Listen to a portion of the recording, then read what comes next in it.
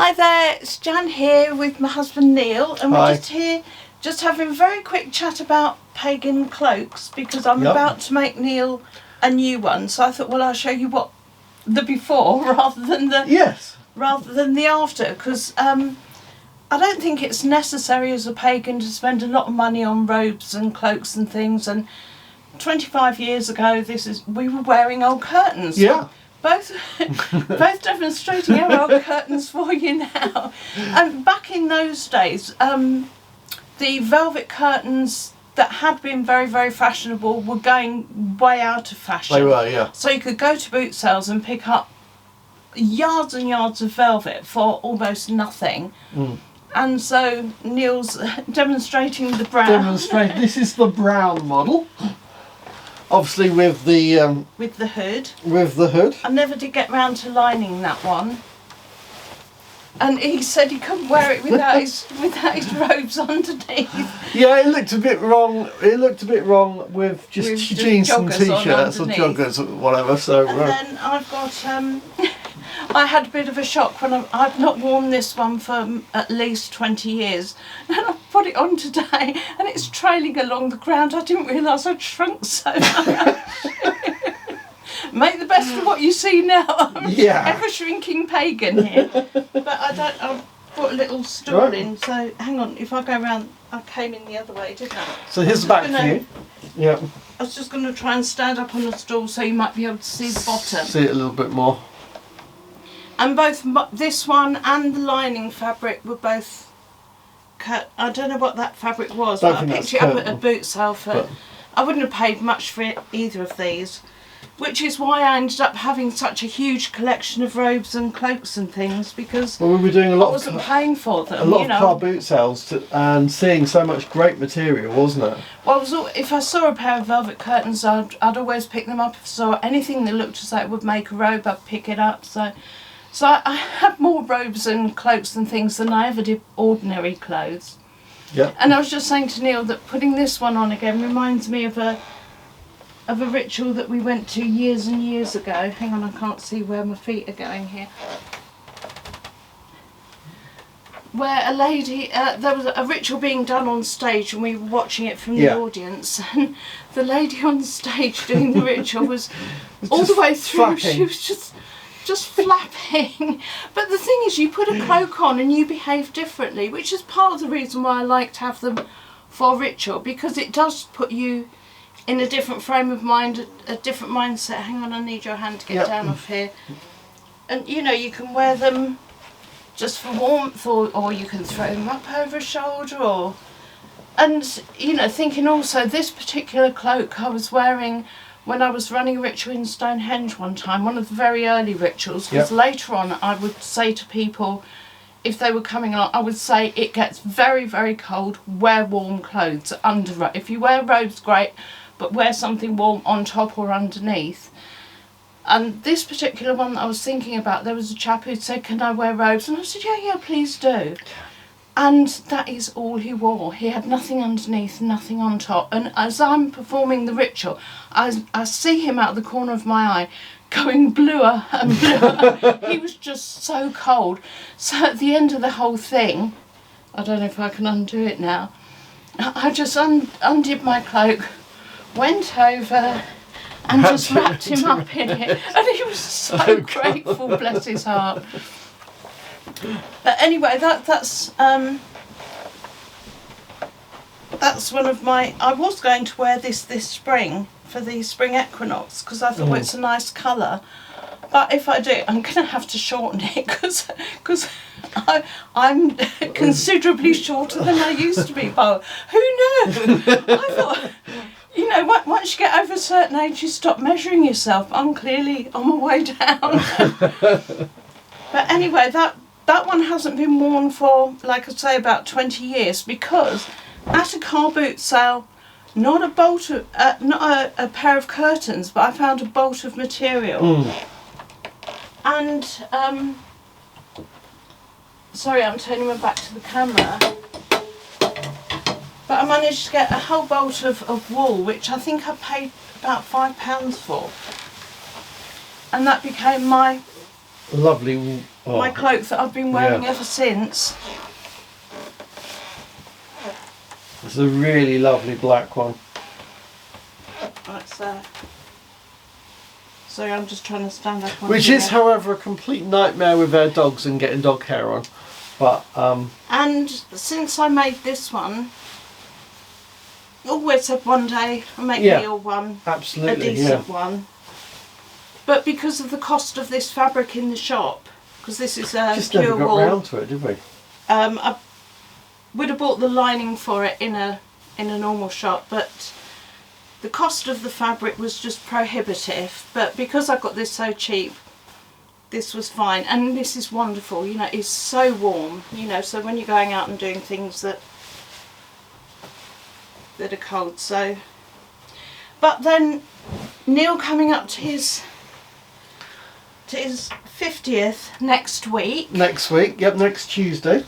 Yeah, not long now. And I thought, well, what can I do? Well, not so much what can I do. My 50th, I rented a huge house in Cornwall and invited friends and relatives, and we had a whole week down there, and it was the most amazing time. And I said to Neil at the time, because there is an age difference which you may be able to see, you may not, but I'm actually 15 years older than Neil, and I said to him at the time, right, this has cost this many thousands, you got 15 years to save up. How much have you got in your piggy bank? 0. Nothing. Nothing. So we're not doing that for Neil. And so it was a case of, we don't normally give gifts either, because we buy what we want when we want it for ourselves, rather than wait for somebody else to get it for us. Yeah. So it was just suddenly over the Christmas period, I'm thinking, yeah, it is a big birthday, I should do something in some way. I know he wants a cloak like mine. I've wanted one like that for a long time. So I ordered all the fabric New Year's Eve, which is why I'm doing a no spend January now, because I spent all the money before January, which incidentally, for any frugal viewers who are doing no spend January, we are now on January the 13th, and I have spent so far not a single penny. For prepper viewers, we have lived the entire the entire year so far on things we already had in the fridge, the freezer or the cupboard. We haven't needed to go to the shop. You know, even milk we've got bought, pints and pints of milk when it was 10 pence each. Yeah, those little 1 pint bottles we managed to get, I think, about 30 or 40 at one point for 10p each. They've been in the freezer ever since. Yeah, it's been in there for years, but the way that I think is, once it's frozen, it's in stasis. It's not going to change quality or anything. So once things have been in my freezer for a certain amount of time, then should be good. I'll just carry on and use them as and when. So anyway, I've ordered all the fabric. It all came. So the fabric, the wool itself, plus the satin lining, plus the cotton. And I bought a new pattern because I've made cloaks so many times. I've made at least 6 cloaks. So I'm thinking that the pattern that I've used for those is probably falling apart by now. Yeah. So I bought a new pattern as well. And everything together, and Neil already knows this, so it's not a shock, came to £199.25p. And the clasp is included. Well, this one has lasted, I mean, this one's got to be, what, about 25 years? Must have had it 25 years at least. So yeah, and not only that, I mean, Jan's talking about cloaks, but she also makes the robes as well. Yeah, and that one, you're not wearing that very well. No, I'm not wearing it very well. It needs to pull down. But this is my Druidic but that was robe. made from new with new fabric. Yeah.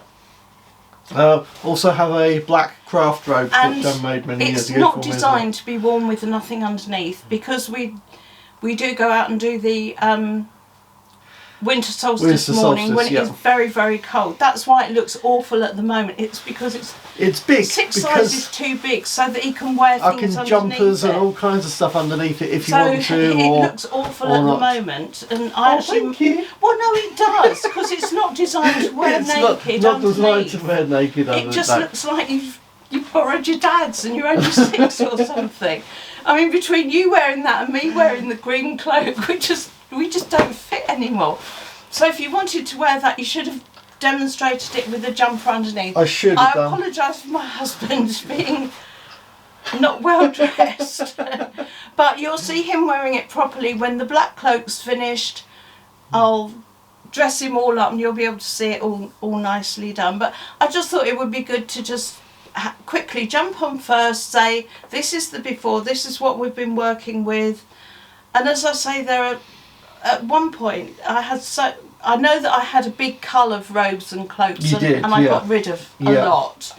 And even last year, a friend of ours, hi Sarah, if you're watching, had contacted me and said, have you got a cape? And I said, what do you mean a cape? And she said, you know, for pagan things. And I said, do you mean a cloak? Yes. So she came down and I gave her the big red one. Yeah. Because I like to have a lot of different colours. So if I'm doing a ritual with different people at different quarters, so, you know, brown would have been north, red would have been south, green would have been west, and then I think there's a yellowy colour which would have been east. So if I'm inviting people to do different parts in the ritual, then they've basically got a colour-coded cloak to put on, except we've now lost the red, unless Sarah comes and does south for us. Yeah. So anyway, that was just a very quick hop on to say that. And, you know, I was planning to make the cloak downstairs, but the big problem there is our big Greek shepherd bear, who is white. Yes. And sheds like you would not believe. And there is no way that I can make it in the lounge without it being absolutely coated in white fur. You know, literally as soon as you go in there with anything white, it's just going to and be covered in white. Before we had the dogs, before we had any of this, our later load of animals, we had 15 years where we didn't have any animals at all. We did. And during that time, I got a pure black velvet carpet.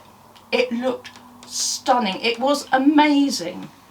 And then a little white cat decided to move in with us. She was tiny, only weighed 6 pounds, but from the day she moved in, I was hoovering that carpet at least 5 times a day.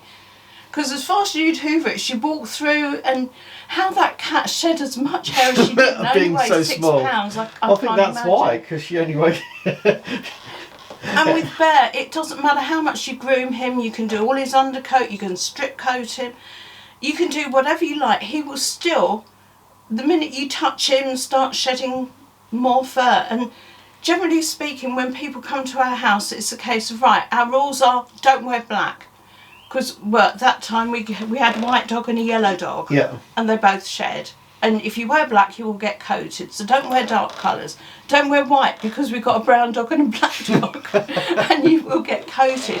And no matter how much you say to people, don't do... And, you know, they come in anyway dressed in black. And you think, oh, no. And then you say, don't touch the dog. Whatever you do, don't touch the dog, because you will wear his coat on the way home. And I say, oh, hello, Bear. Explosion of fur. See them getting coat. And I think, I warned you.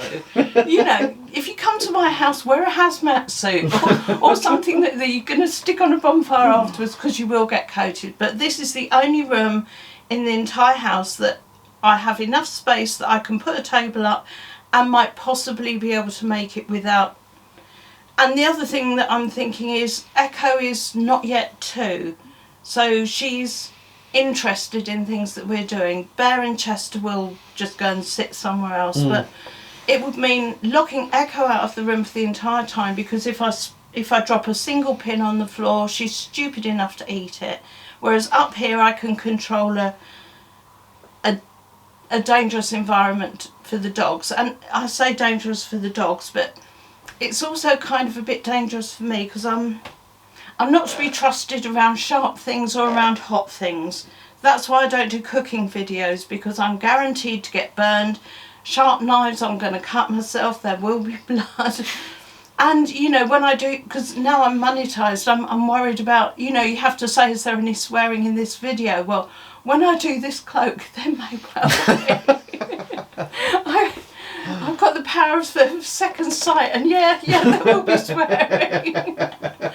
but also there's bound to be blood, you know, and you might think it's because of brain damage that I'm doing myself harm, but when I think back, even as a child, I remember my mum going to work and leaving her sewing machine out and saying that I was allowed to use it to make some dolls' clothes, which I did. It was the old Singer the old hand-cranked one.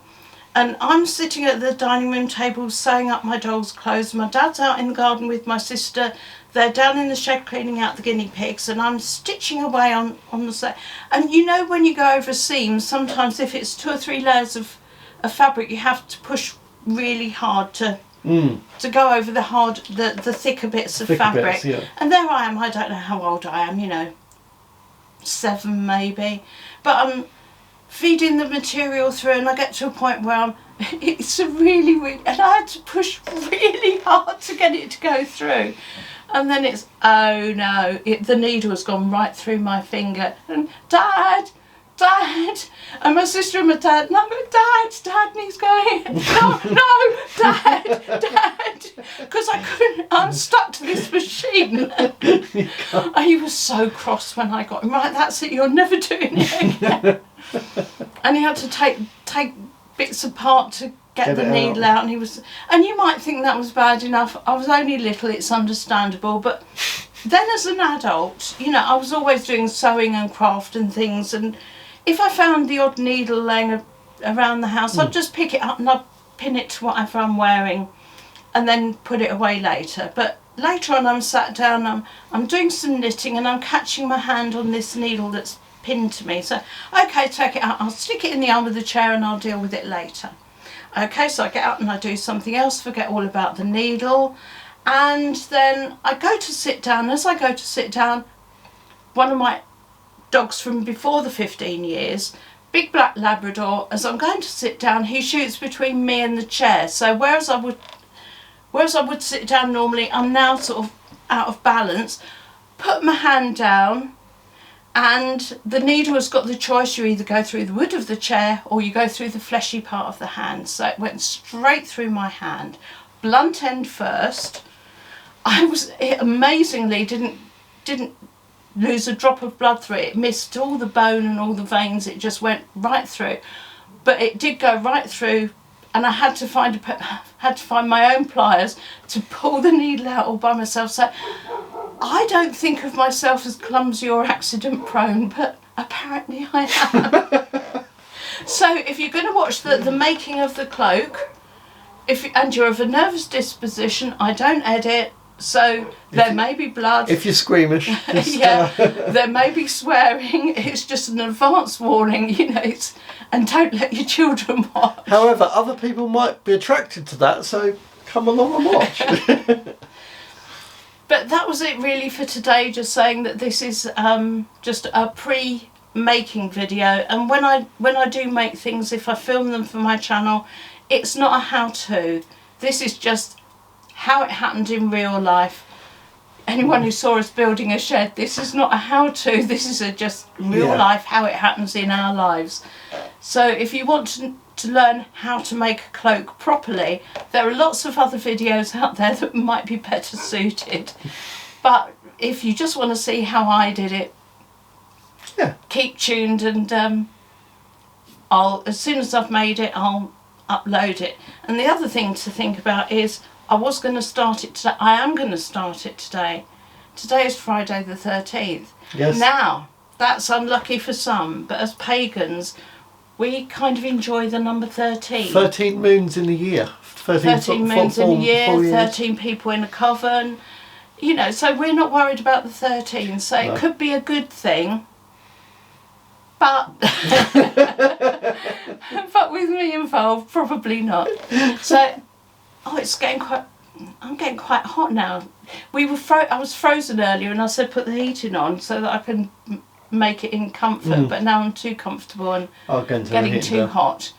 But anyway, that's it for today. So thank you very much for watching. If you like what you see, and a shout out to Vicky, one of my new subscribers. Very welcome to see you. And hi, Vicky. And also to Emma, my daughter's friend, and Colin, who apparently says hi, Jem, when he's walking past. So, hi, Colin, Vicky, and Emma. So anyway, take care. I'm going to have to walk this way to turn the camera off.